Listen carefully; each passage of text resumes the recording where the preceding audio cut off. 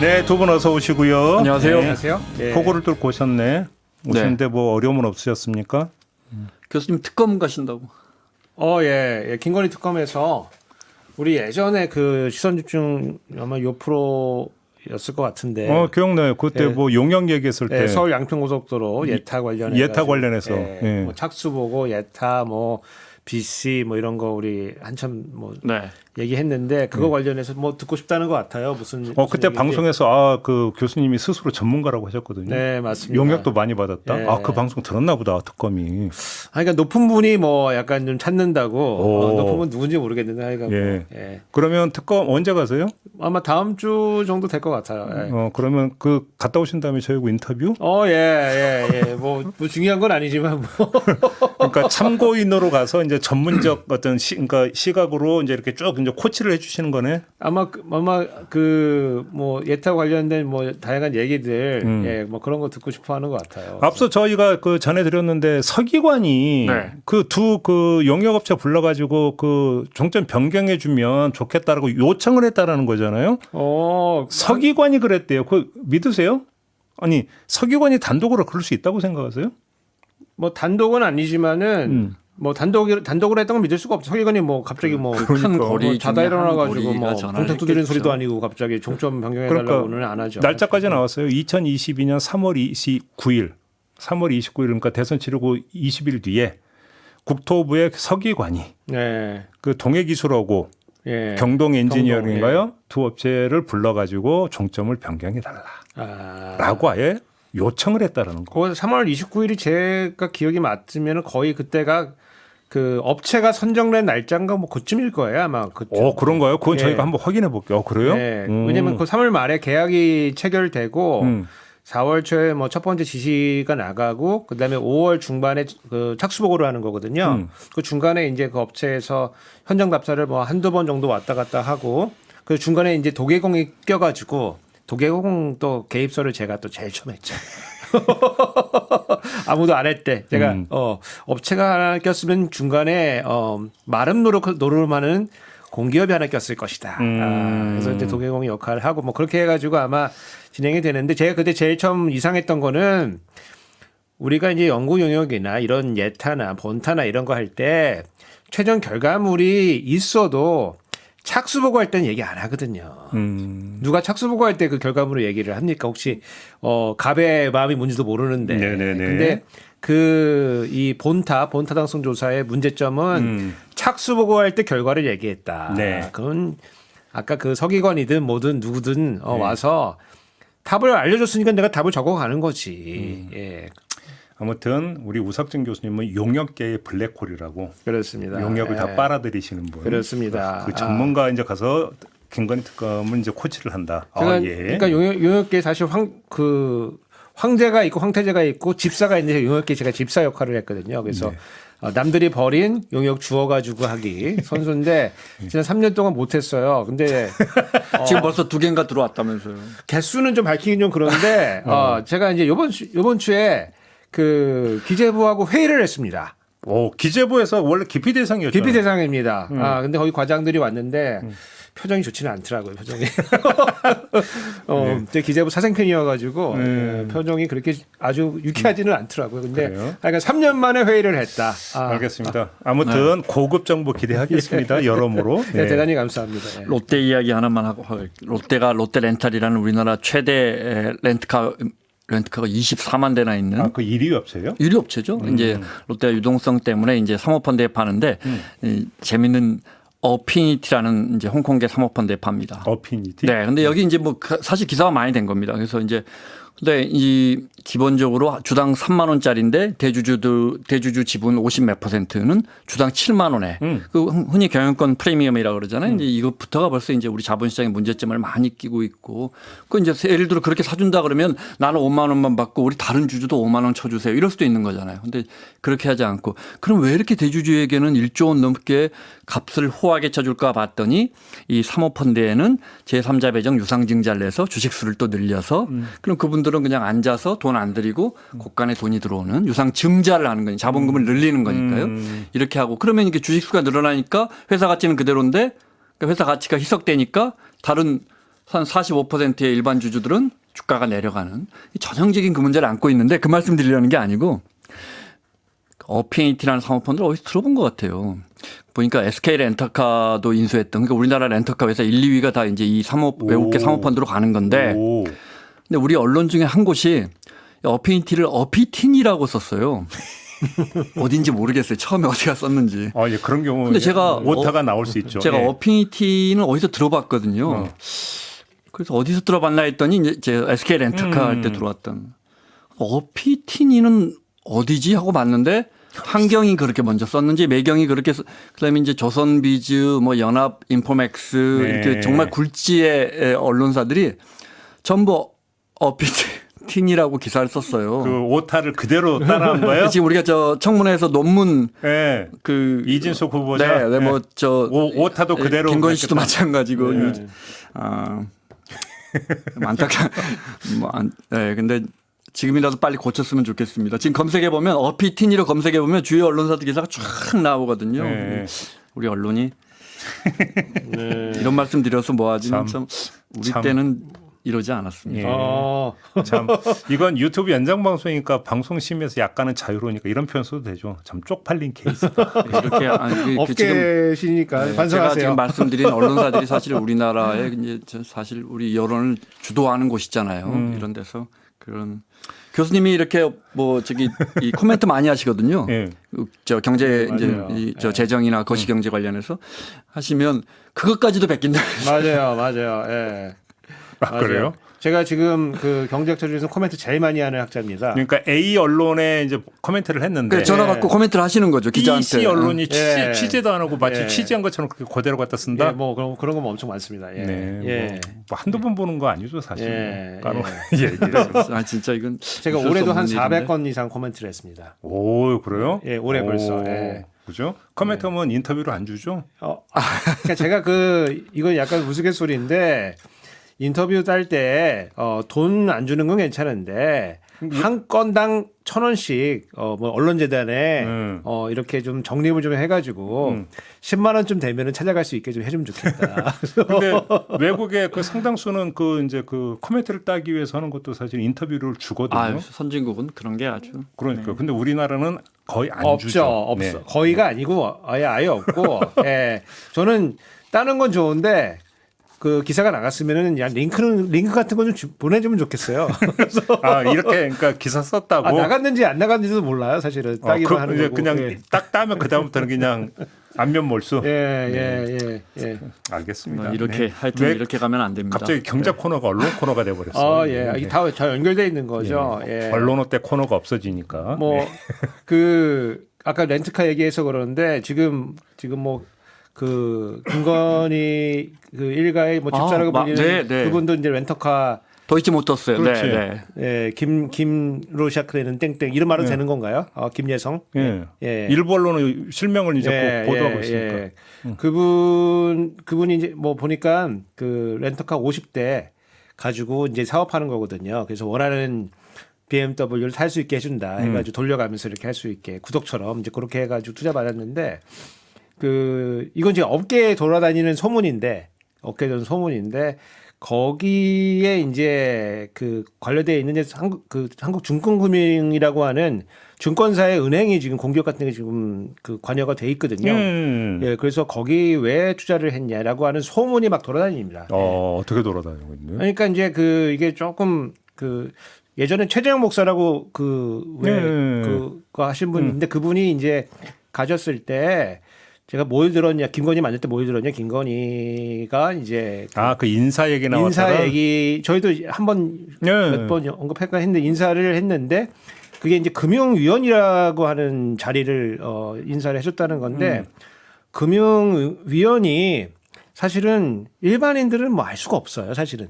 금통위원은 사람들이 많이 들어봤는데 그렇죠. 금융위원회가 금융위원으로 구성돼 있다. 이거는 사실은 잘 모르고 공무원도 사실 잘 모릅니다. 예, 예컨대 뭐 공정거래위원회가 공정거래위원장만 알지 우리가 공정거래위원으로 구성돼 있다는 건 모르는 거거든요. 근데 그 자리를 금융위원회를 누가 청탁을 해서 그거를 이제 들었다. 그게 최재형 목사 이제 증언인데 그때 된 사람이 있어요. 그때 된 사람이 제가 이름 말하기는 좀 그런데 그분하고 이제 그분이 이제 금융위에 그다음 사무처장 자리도 가고 그러는 거거든요. 이제 네. 그분이 이제 동기가 있습니다. 행시 동기가 증권금융 사장입니다. 한국증권금융. 예, 사장입니다. 그리고 그 사이에 투자하는 일들이 벌어져가지고 그렇게 연결이 된 거 아니냐? 그런 소문이 있다. 그럴 일이 절대 없는데, 예, 그런 소문을 돌리는 나쁜 놈들이 있어가지고 제가 혼내줬죠, 아주 그냥. 그러면 안 된다. 그런다고 빠져나가는 게 아니에요. 그러니까 야 이런 소문 내고 안 방송을 너무 된다면 잘하세요. 본론 들어가겠습니다. 예.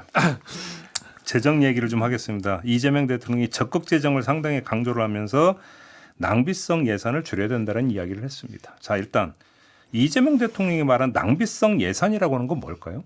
그 뭐 특정한 건 없잖아요. 네, 근데 그러니까. 이제 네, 어느 정부나 정부 초기에 다 새 정부 초기에 불효불급한 예산, 낭비성 예산 줄이겠다 이렇게 해서 늘 나왔대. 제 기억이 맞다면 한 5% 정도 옛날 우리가 재정 100조였을 때는 그래도 5조 원이에요. 그렇게 해서 참여정부 때도 마찬가지, 박근혜 정부 때도 마찬가지고 지금 정부도. 근데 사실은 이제 어느 정부가 되면 이게 정말 처음부터 이 사업을 할 필요가 있나 한번 싹 뒤져보는. 특히 대규모 토목공사들은 뭐 액수가 보통 뭐 몇천억 몇조 원이잖아요. 우리가 지금 양평 고속도로도 말했지만 그러니까 그런 것도 참여정부 때도 중부 내륙 고속도로 옆으로 뭐 요주 양평간 뭐 이런 옆에 큰 고속도로 내고 있는데 또 다른 고속도로 내고 있는 거예요. 이쪽은 의원들이 추진해서 이쪽은 정부가 추진하고 이쪽은 자치단체가 추진하고 그런 사업들 하나씩 뒤져보자는 거죠. 지금 정부가 지금 주요 정책 과제만 5년 동안 한 210조 원이 든단 말이죠. 이걸 하려면. 그 얘기니까 갑자기 떠오르네요. 보도블록 교체 이런 거 얘기인 거죠. 그러니까. 근데 이제 사실은 보도블록 교체 당연하죠. 근데 이제 사실은 워낙 큰 SOC 사업들이 워낙 많기 때문에 네. 이거 뒤져봐야죠. 네.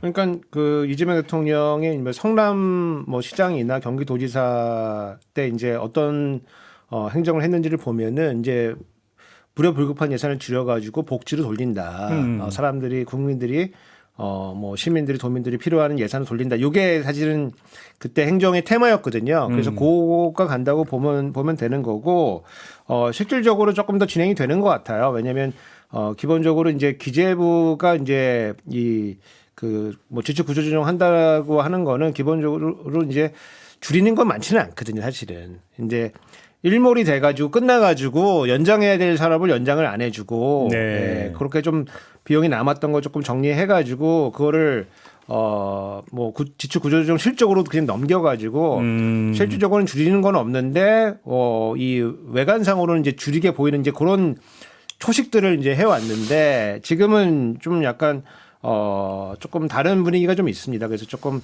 대폭 줄여야 될 것 같고 이게 또 왜 필요하냐면은. 우리 예산 사이클이 보통 3월에 시작이에요. 네. 3월이 되면은 예산 지침을 내려줍니다. 그리고 5월 달에 다시 받아가지고 5월 말이나 6월 초가 되면은 재정 전략회의라는 걸 합니다. 그렇죠. 그래서 재정 전략회의에서 전략 방향을 정하고 다시 부처에 내려줘서 7월이 되면 다시 받아요. 그래서 그걸 정리해가지고 9월에 국회에 내는 그 과정이거든요. 근데 앞에 있는 그 예산 과정의 앞부분은 우리 지금 대통령이 없거나 아니면 최상목 그 부총리가 했거나 뭐 이런 거잖아요. 그러니까 지금 정부하고 너무 안 맞는 거예요. 지침 자체가. 그러니까 이거를 다 조금 빠른 시간 내에 뜯어 고쳐야 되기 때문에 이제 이런 게 지금 내려가고 있는 거다 이렇게 봐야 되고. 시기적으로 그러니까 내년 예산 지금 그 편성 준비 한참 할 때잖아요. 지금. 그럼요. 네. 지금 원래 그 보통 정상 일정이면은 지금 거의 마무리가 되는 시점이죠. 10월 초에 국회로 올리나요? 9월 초에 이제 그렇죠. 9월 1일 날 그러니까 지금 한참 뭐 내는 건데 원래대로라면 지금 하는 건데 네. 지금 다 거의 끝나가는 과정 그리고 끝다 맞추는 그런 과정인데 지금은 다시 이제 새로 시작하는 듯이 그렇죠. 그래서 그 지난 화요일 날 국무회의가 있었고 화요일 날 그리고 어저께 수요일 날 그 기재부 2차관 주제로 다시 부처들 다 모여라. 그래서 다시 짜서 올려야 된다. 해서 그 회의를 가졌어요. 그 가지면서 이제 뭐 기존에 하던 거 일부는 남겨놓고 나머지들은 뭐 여러 가지 명명이 관행적으로 반복되는 예산 아니면 효율이 낮거나 집행 실적 낮은 거 이런 것들을 좀 정리를 해가지고 공약 사업에 이제 사용하겠다. 네. 이제 그런 의도로 보이고 저희가 이제 요건 이제 우리 학자들도 하고 공무원도 하는 얘기인데 보통 인풋 아웃풋, 아웃컴 이렇게 나눕니다. 인풋. 아웃컴은 뭐예요? 그러니까 인풋은 들어가는 거, 아웃풋은 산출, 그리고 요건 성과. 성과. 예컨대 이제 저출산 사업을 했는데 출산율이 안 늘면은 예산이 집행이 잘 돼도 그렇죠. 그건 뭐 하나 많아잖아요. 그래서 얼마큼 예산이 편성됐는가, 그리고 예산이 얼마큼 들어가고 있는가, 그리고 그거에 의한 성과는 무엇인가 이렇게 따져보는 건데 이렇게 다 3단계로 다 나눠서 보는 것 같아요 지금. 네. 어제 이 예산 낭비 관련해서 아주 의미 있는 대법 판결 나온 게 있어요. 용인 경전철 우리가 잘 알잖아요. 예, 맞아요. 2조 원 들였는데 그 지자청이 그 책임지라고. 시단위에서 2조 원이라는 게. 그러니까. 근데 아시다시피 뭐 처음에 16만 명인가 탔다 했더니 열어보니까 9천 명 타더라는 거 아니에요? 지금 한 3만 명께 늘었는데 이제 이런 SOC를 잘못 만들어 놓으면 그 예산 낭비도 천문학적이지만 해마다 100억, 200억, 300억씩 의정부 경전철도 해마다 100억 이상 자치단체가 의정부시가 돈이 얼마나 있겠어요. 그러니까 계속 그거 돈을 갖다 내야 되는데 어제 대법원에서 그거 무리하게 주도한 시장이 한 200억 정도 물어내라. 네. 그다음에 교통연구원, 연구원들 3명 이름이 나왔는데 그분들한테 직접 묻는 건 아니더라고요. 한 50억 정도. 그러면 이제 연구원 기관에서 물어내라. 이런 대법 판결이 나왔죠. 제가 취재한 예산 낭비 중에 뭐 수도 없이 많지만 앞거는 경인 아라뱃길인데요. 지금 거기 어떻게 돼 있어요? 거기 그러니까 지금도 제가 꼭 드리고 싶은 말씀은 이미 그게 2조 6천억인가 들어갔을 거예요. 저는 아라뱃길 하면 딱 생각나는 거 하나 있는데 살인 사건 나가지고 사체가 거기서 발견됐어요. 그 이제 관광과 그 이제 한강에서 18km가 떨어져 있는데 저기까지 그걸 컨테이너로 옮긴다는 게 그러면 트럭으로 싣고 와서 거기서 그냥 경인고속도로 타고 가면 되는데 트럭으로 싣고 오다가 거기 가서 하적을 해서 다시 배로 올리고 그걸 가지고 다시 뱃길로 갔다가 다시 컨테이너로 했다가 배로 다시 실은다는 게 이런 영역 발주를 누가 해준 거 아니에요. 어느 연구기관이. 상암동 바로 앞에 있는 성산대교 그래서 뭐 뜯고 뭐 했다가. 양화대교.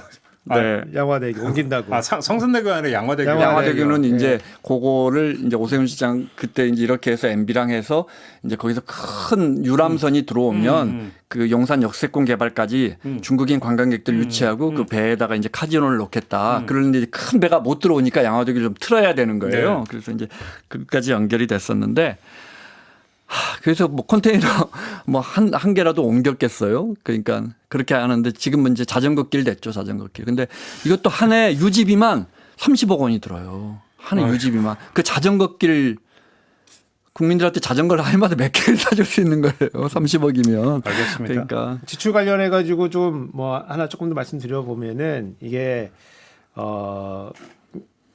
기존에 편성을 해놨는데 지출을 안 한 사업들이 꽤 있어요. 예를 하나 들어보면 이제 그 통일부의 통일 관련 무슨 뭐 북한의 인도적 지출 사업들 이런 것들은 뭐 편성이 쫙 돼 있거든요. 근데 지출이 안 됐어요. 그럼 지출 안 된 건 사실 남북 관계 안 좋아서 아무것도 안 하고 있었던 거고 윤석열 정부 때는 더더욱 그 아무것도 안 했던 건데 뭐 남북 협력계 뭐 이런 게 있죠. 뭐 그런 거에 뭐 각종 인도적인 사업들이 쭉 있는데 뭐 지금 몇 년 동안 아예 지출이 안 됐거든요. 편성만 돼 있고. 네. 그러면 이거는 어떻게 해야 되는 거냐? 불효불급한 사업이냐? 아니면은 지출이 안 되고 있고 성과도 아무것도 안 내고 있는 건데. 그래서 뭐 지금 며칠 전에 정동영 그 후보자. 장관 후보자 아직 뭐 임명 안 됐으니까 후보자 뭐 그 인사청문회 하고 그랬는데 이거 먼저 챙기고 있다 그러더라고. 이거 살려놔야 된다. 이거 살려놔야 된다. 근데 아무튼 낭비성 예산 이야기를 한 거는 두 가지 측면이 있는 것 같습니다. 하나는 낭비성 예산을 돌려가지고 다른 데 이제 집중 투입을 하겠다. 이 의도도 있고 또 한 가지는 이제 세수 결손 얘기 우리 많이 했잖아요. 또 세수 자체의 문제도 좀 있는 것 같은데 첫 번째 적극 재정을 이제 얘기를 했는데 그게 아까 이제 교수님 말씀 공약 사업 쪽으로 이제 집중할 것이다. 이 얘기인 겁니까 그러면? 그러니까 예를 들어서 뭐 구체적인 좀 예를 좀 설명해 드려보면은 우리 이제 저출산 관련해 가지고 여러 가지 사업들이 진행이 되고 있어요. 네. 그 중에서도 이제 뭐 현금성으로 주는 것들이 꽤 있습니다. 그렇죠. 그런데 뭐 아동 수당이라는 것도 월 10만 원씩 주고 있고, 근데 부모 급여라는 게 있어요. 0세하고 1세에 대해서 월 100만 원씩 이렇게 주는 것도 있고, 뭐 첫 만남 이용권이라는 것도 있고 막 그래요. 그러면은 이게 지금 공약 사업으로 보면은 첫 만남 이용권. 첫 만남 이용권 한 200에서 300 정도 주는데 이게 이제 다 합쳐 보면은 뭐 1,500만 원에서 1,700만 원까지 1년에 들어가거든요. 그 돈은 적게 들어가는 건 아니에요. 근데 이게 조각조각 나눠서 들어가니까 받는 사람 입장에서 봤을 때는 이게 별로 그렇게 효능감이 별로 없거든요. 그렇죠. 목돈으로 받는 거 느낌이 목돈으로 다르죠. 받는 것보다. 그래서 그러면은 이런 거를 다 모아가지고 예컨대 이름을 뭐 아동 기본소득이다 뭐 이런 이름으로 해가지고 한꺼번에 몰아서 넣어주면은 받는 사람 입장에서 봤을 때는 이게 좀 더 효능감이 있는 거 아니냐. 같은 돈이 들어가더라도 그렇게 좀 개편할 필요가 있는 거 아니에요. 그래서 예산 그 자체를 조정하지 않더라도 조금 더 받는 사람이 효능감 있게 맞을 수 있게 이게 이렇게 나눠진 게 잘 나눠 보면은 부처별로 또 경쟁도 하고 칸막이도 치고 부처 내에서도 국별로 또 칸막이 쳐가지고 이건 내 거 이건 제 거 이래가지고 조각조각 나눠서 가는 사업들이 많거든요. 그래서 이걸 다 모아가지고 정리 한번 해서 규모의 경쟁을 알 수 있게 해보자 이런 내용도 지금 들어가 있습니다. 그래서 그 효율화하는 작업도 들어가 있고 지금 세수 문제가 있는데 세수 문제가 저는 저희가 제일 처음 여기가 아무도 겁나서 못할 때 저희가 이제 제일 처음 지적하고 그랬는데 지금 이게 그 윤석열 정부 3년 동안에 과세 기반을 붕괴시켜 놨기 때문에 이게 지금 한두 해 만에 끝날 문제가 아닙니다. 이게 지금. 그래서 이거를 회복하는 작업을 이제 조금 해야 된다. 그래서 아마 구윤철 이제 장관 후보자도 요 관련된 이제 언급들을 하고 있는 걸로 알고 있어요. 그래서 이게 이제 세율을 올리는 방법이 있고 그다음에 그 기반이 되는 과세 표준을 넓혀가는 방법이 있고 그렇거든요. 물론 제일 좋은 거는 세율도 좀 올려가면서 과세 표준도 올려가면서 세수가 그득그득 들어올 것 같은데 그게 이제 세상이 뭐 그렇게 쉽지 않기 때문에 저희 이제 경제학자들이 하는 얘기는 세율 부분은 크게 건드리지 말고 과세 기반을 확대하는 방식으로 그렇게 개편을 해주는 게 좀 더 효율적이다. 좀 그렇게 보고 있죠. 그 예산 사용 관련해서 제가 아까 SOC 이야기했지만 여기 올해도 한 25조 정도 들어가는데 이런 부분들을 이제 일본도 1990년대 초반에 이 부분에 대한 논쟁이 많았는데 결국은 경기 부양하기 위해서 엄청나게 뭘 갖다 지었거든요. 그래서 제일 유명한 사례가 어디에 있는 먼 섬인데 10가구 있는데 거기에 다리를 몇백억 들여서 질 것이냐. 아니 여기 다리를 지어야 100가구가 살 거 아니냐. 뭐 이래도 결국은 그냥 재정 확대를 위해서 썼던 것이고 지금 가보면 거의 누가 살고 있겠어요. 근데 우리는 일본보다 훨씬 인구가 빨리 줄고 그래서 이런 인프라. 근데 우리 재정 투입을 할 때 보면 의원님들 만나뵈면 항상 뭐가 세워지고 눈에 띄게 뭐가 늘어나야 되는 거예요. 왜냐하면 우리가 이제 산업발전 시기에는 야 이게 번듯하게 경기장을 잘 지어놨구나. 이런 게 예산 낭비를 안 한 거예요. 아니 그래야 저 지역이 현수막 달죠. 그러니까요. 가서 이제 군수님이나 시장님이 테이크 커팅도 하고 그런데 이런 것들은 너무 이제 앞으로 관리비가 어마어마하게 들고 이용할 사람은 없다고요. 그래서 교수님 이야기하셨지만 저는 이제 사람에게 들어가는 재정 지출을 늘려야 되는 거예요. 근데 이제 물론 그 현금성 지출이기 때문에 우리가 적재적소에 잘 써야 되는데 예를 들어 복지나 문화 특히 국민 행복과 관련돼서는 이런 지출을 늘릴 수 있는 공간이 진짜 많고 서울시도 지금 굉장히 많이 하고 있거든요. 지방도 예를 들어 뭐 지금 어르신들 더우면 기초수급자 어르신들 폭염특보 내려지면 저 동대문구나 이게 뭐 도봉구 이런 데서 와서 이렇게 호텔에 며칠간 65세 이상 어르신들 투숙할 수 있게 해드리거든요. 그럼 시원한 에어컨 밑에서 며칠 쉬실 수 있게 이런 거 그냥 기존의 철학 재정 철학으로 보면 이게 낭비죠. 그 돈 쓰고 날아가 버리는데 아까운 세금을 그렇지만 그 돈이 또 숙박업소자한테 가고 이런 순환을 우리가 기본적으로 인프라 자꾸 지어놓으면 아까도 말씀드렸지만 그 돈을 우리가 인구는 급격하게 줄어드는데. 그 유지할 수 있는 그 감당할 수가 없습니다. 말씀은 적극 재정 좋은데 도로에다가 하지 말고 사람한테 좀 해라. 사람한테 해야 합니다. 네. 사람한테 하는 그 말씀 되게 좋은 말씀인데 지금 쟁점이 재정 분야에서 가장 크게 붙고 있는 게 뭐냐면은 지방교육재정 교부금입니다. 아 맞아요. 네, 여기가 지금 그래서 저희도 전에도 인천에서 어느 초등학교는 에어컨 끈다고 했고 학부모들이 난리 펴고 뭐 이것도 결국 그 문제하고 연결이 되던데. 그럴 거예요. 근데 이제 지금 이게 우리 교육청에 이제 그 돈이 이제 뿌려져 가는 이제 그런 이제 산식인데 내국세의 20.79%, 20% 조금 후반대가 지금 교부되게 돼 있어요. 근데 소득은 계속 조금씩 늘어나고, 근데 아동수는 계속 줄거든요. 그러니까 아동수에 비해 봤을 때는 돈이 좀 많이 간다는 느낌이 지금 다들 갖고 있어요. 그래서 요거를 조금 조정을 해야 된다. 그래서 뭐 아마 국정기획위원회 내에서도 몇 년 된 논란이잖아요. 그래서 대학 저기 재정으로 좀 쓰게 좀 돌리고 뭐 이래야 된다고 했다가 그래서 이제 왜냐면 이 포뮬라 20.79%를 건드릴 수가 없으니까 법률로 딱 돼 여기다가 요 사업들을 집어넣어 가지고 대학 뭐 고등교육을 한다든가 아니면 뭐 그 예컨대 그 유보통합 사업 예산을 집어넣는다든가 해가지고 좀 이 돈을 좀 갖다 쓰고 싶은 쪽이 있고 이거는 꼭 지켜야 된다라고 하는 또 교육계에 또 아주 강한 저항이 있고 이러기 때문에 지금 그 이재명 정부에서도 요거를 어떻게 건드릴 것이냐 이게 가장 알겠습니다. 큰 쟁점이 될 것 같습니다. 예. 세수 얘기해서 아까 조금 전에 그 우 교수님이 구윤철 기획재정부 장관 후보자 이야기 잠깐 하셨는데 법인세 얘기를 했어요. 우리나라의 법인세율이 다른 나라에 비해 약간 낮다. 그러면 약간 올리겠다는 뜻이냐? 못 올릴 것 같은데요. 네. 약간 낮은 건 제가 사실인데. 그림 들고 왔는데 혹시 그림 뭐 두 번째 그림 예. 혹시 있으면은 그 첫 번째 두 번째 그 다음 그림 저겁니까? 저게 예. 그 제가 운영하는 대시보드입니다. 아, 예. 그 작년도 이게 그 법인세 진도율이거든요. 네. 예, 그래서 원래 100% 가야 되는데 작년에 다 걷어보니까 80%밖에 못 걷었어요. 목표했던 거 대비. 그래서 62조 정도가 지금 거쳤는데 저게 보통 70조 정도 들어오는 세금이고 저거 아래에 있는 게 이제 월별 진도율입니다. 그래서 다 과거 10년 동안에 이제 진도율이 나와 있는데 저 파란색 진한 게 작년 거 진도율이에요. 그래서 가장 낮은 축에 지금 속해 있는 거예요. 그래서 지금 법인세가 원래 우리가 걷던 것보다도 지금 잘 안 들어오고 있는 그런 상황이에요. 그래서 세수 측면에서 봤을 때 상당히 지금 법인세 진도가 되게 잘 안 나간다. 그리고 올해도 사실은 뭐 평균 정도는 되지만 뭐 좋은 건 아니거든요. 그래서 이 부분 법인세에서 조금 더 세수를 거둘 필요가 있다. 이제 이게 하나가 있고, 예. 그거는 이제 세수 입장에서 보면 그런 거고. 다만 법인세는 국제적으로 또 경쟁하는 세금입니다. 그렇죠. 법인세는 자본에 대한 과세가 되는 거기 때문에 자본에 대한 과세는 국제적으로 다 경쟁을 하고 있고 지금 우리 가장 힘든 것 중에 하나가 사실은 트럼프가 이제 법인세를 15%로 내릴 수 있다는 뭐 그런 압박을 좀 하고 있거든요.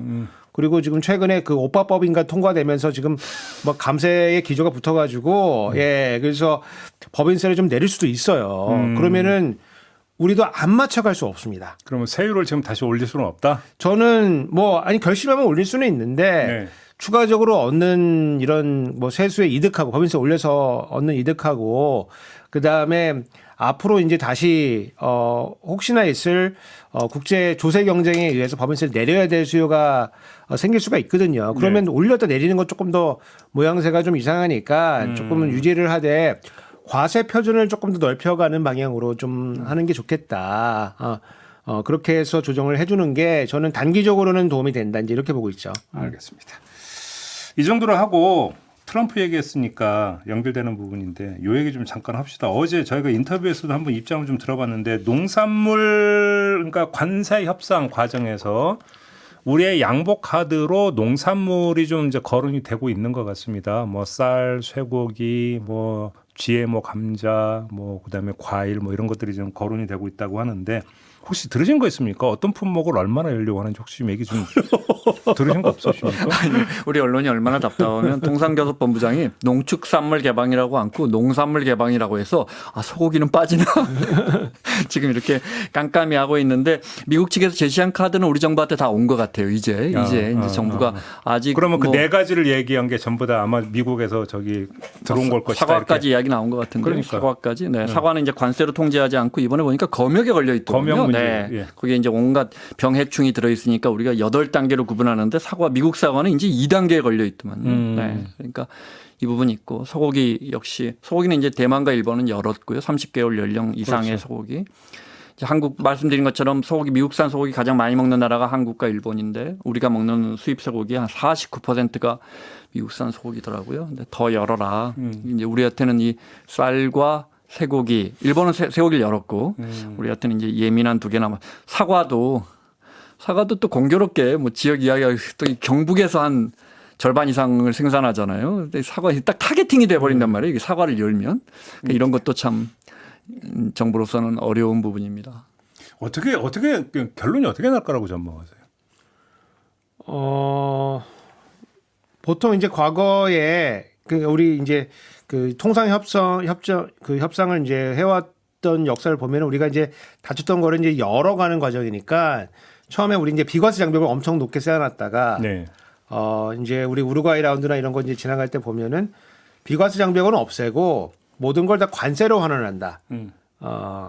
그래서 이제 관세로 다 환원을 해가지고 이제 관세를 가지고 관세가 높다 낮다를 가지고 이제 다 저 나라가 수출하기 쉽다 낮다 이렇게 바꿔갔다가 이것도 너무 높으니까 이거 내려가거든요. 그러니까 바로 내리기 좀 관세 내리기 좀 어려우니까 뭐 쿼터를 할당을 줘요. 할당을 주고 요거는 낮은 저율 관세고 그거 넘어가면 높은 관세야. 예. 뭐 우리 뭐 좀 이따 나올지 모르겠지만은 우리 쌀 같은 경우는 500% 이상 관세를 매기거든요. 네. 5배 이상 가격에 5배 이상 관세를 내야 되는 건데. 쿼터 벗어나면. 네. 네. 그게 이제 일반이고 쿼터 안으로 들어오면은 그거는 이제 저율 과세 뭐 5% 과세 뭐 관세 이렇게 해 가지고 낮게 가는 건데 뭐 저쪽에서 압박을 하면은 이 할당량을 늘려주는 방식으로 네. 압박을 피해가는 거죠.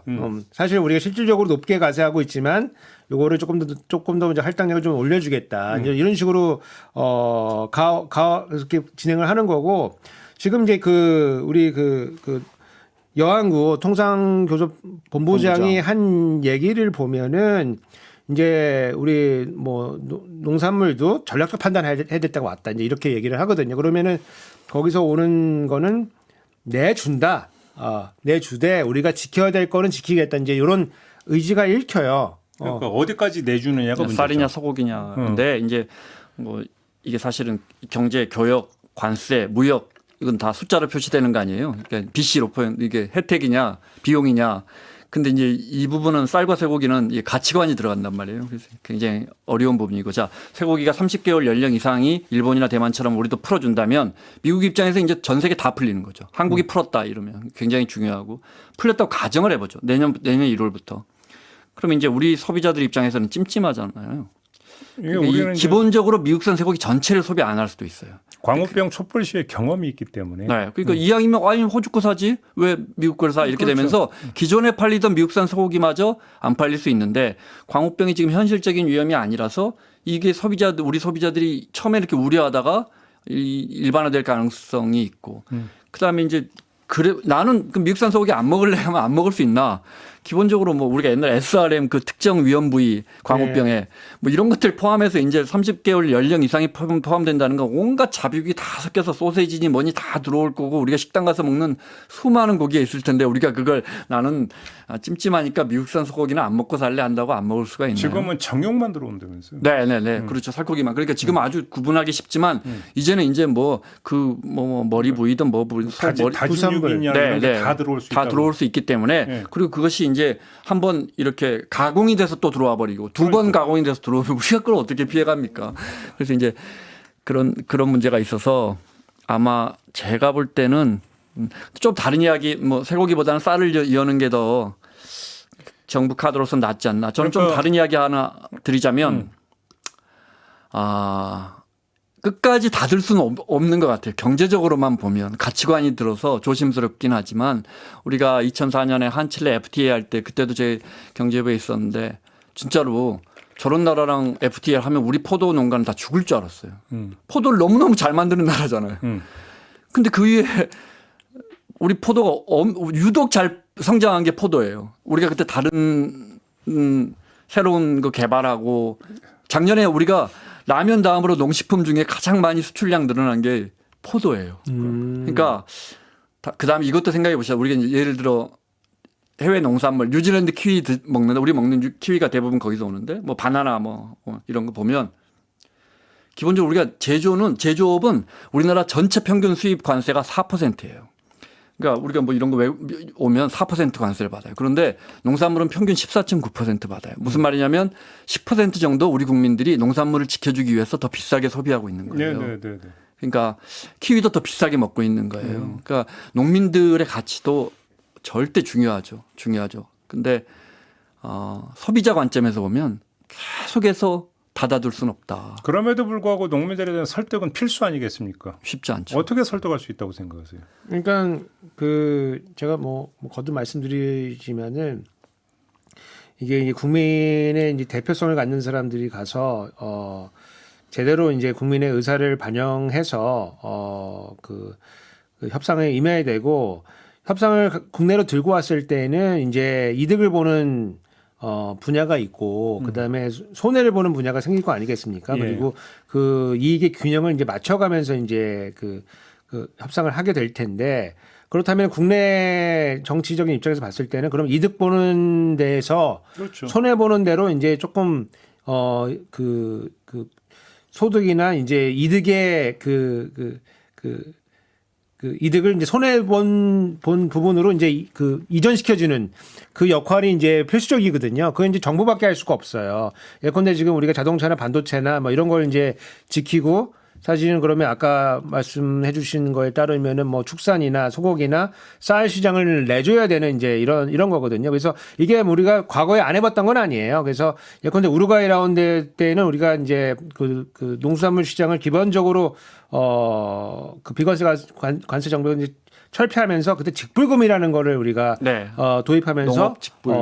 그 농민들이 손해 보는 거를 조금 가격이 좀 떨어지니까 그거를 좀 보완해 줄 그걸 마련했고 그다음에 우리 그 증권거래세 중에 농투세 부분이 있는데 그때도 이것도 그때 들어온 거거든요. 그래서 그렇게 했던 거고 WTO 가입하면서도 이제 그런 조치들을 취했고 최근 이제 한미 FTA 취하면서도 여러 가지 기금 같은 걸 설치해 가지고 거기서 이득 보는 분야에서 조금 수익을 좀 뭐 기금 형태로 조금 빼와 가지고 요거를 손해 보는 부분에 대해서 뭐 장기적으로 좀 보상을 해준다라고 근데 하는. 바로 그 부분에서 어제 임미애의원하고 인터뷰했는데 그 기금을 조성한다고 했는데 제대로 안 됐다. 이 점을 지적을 하더라고요. 그게. 그러니까 아무튼 근데 좀 걱정되는 부분이 이게 있는 거예요. 만약에 농산물 그 수익 개방이 일정하게 필요하다. 결정을 내리면 농민들을 설득할 주무부처 장관이 누구겠습니까? 송미령 장관. 근데 지금 농민단체는 송미령 장관 유임에 대해서 아직도 계속 반발하고 있는 거거든요. 그렇죠. 총리가 가서 설득하고 그랬잖아요. 그러니까요. 이제 그런 상태에서 가장 이제 베이스에 신뢰 기반이 쌓여 있는 상태에서도 설득이 그러니까 얼마나 쉽게 되겠느냐라고 하는데 물음표를 찍어야 되는 판인데 근데 오히려 지금 상대에 대해서는 왜 유임을 시키냐라고 반발을 하고 있는 상황이면 과연 농민 설득이 이게 쉽게 될 수 있겠느냐라는 또 걱정이 좀 따라 붙을 수밖에 없는 제가 거죠. 볼 때는 소고기는 맞고 쌀을 좀 개방하지 않을까. 그래서 양국관리법이 카드가 될 것 같고 양국관리법 아시는 것처럼 이제 지난 정부 때 거부권 행사해서 쌀 가격이 폭락하거나 공급이 넘치면 그 자동으로 정부가 이제 쌀을 수매해 주는 건데 이 카드로 이제 농민들을 설득하는 수밖에 없고 그렇게 되면 이제 그걸 반대했던 송미령 장관 매우 난감해지는 거죠. 근데 이제 그러니까 이 방법밖에는 없어 보이고 조금 긍정적인 이야기를 하자 보면 지금 일본하고 같이 도마 위에 올라갔잖아요. 똑같이 25% 돼가지고. 근데 트럼프 대통령이 얼마 전에 그저께인가 이런 말 했어요. 일본은 좀 이게 농산물 개방할 안 할 것 같은데 한국은 좀 할 것 같아. 일본은 그대로고 한국은 좀 깎아줄 수 있어. 이 말은 우리 협상단이 굉장히 가서 우리가 카드 하나 정도는 열어줄 수 있다. 이런 입장을 한 것 같고. 그래서 우리가 지금 한 25%인데 엊그저께 인도네시아는 32에서 19로 얼마예요? 13%포인트 깎았더라고요. 근데 이제 보잉 50개 비행기 50대 사주고 농산물 전면 개방했는데 우리도 이 카드를 쓰면서 한 10%포인트 정도 깎을 수 있지 않을까.